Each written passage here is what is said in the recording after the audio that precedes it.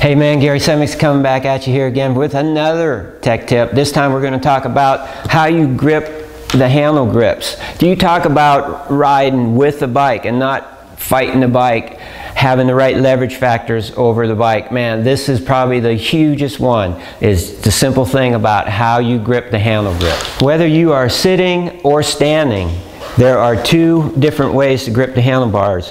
One is for accelerating and one is for braking, and there's not much difference in between, just that little bit, but that little bit makes a big difference.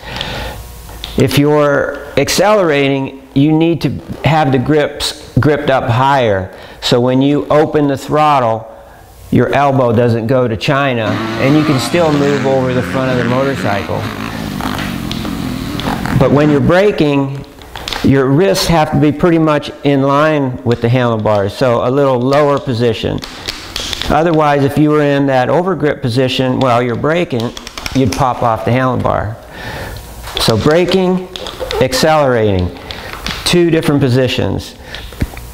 And when you go from braking to accelerating, you have to do what's called the regrip. Right as you're finishing off your braking, you do a little bit of a regrip on both sides.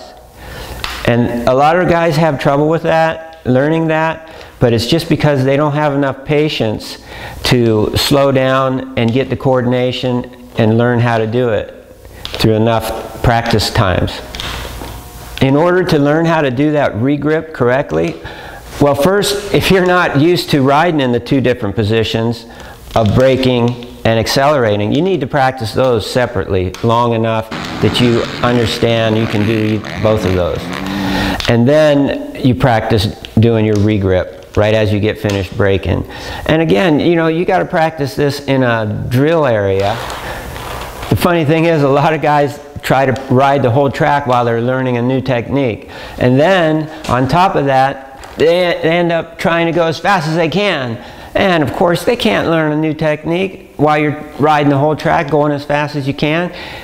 That's what my DVDs do, is break down all the blocks, the learning blocks of the techniques separately, and it shows you how to set up drills for each technique so you can learn it separately and then start blending it together with the other techniques. 55 absolute techniques of motocross, my motocross practice manual. If you want to get more body position and movement techniques, volume 3 DVD number 1, which is titled Body Positions and Movements.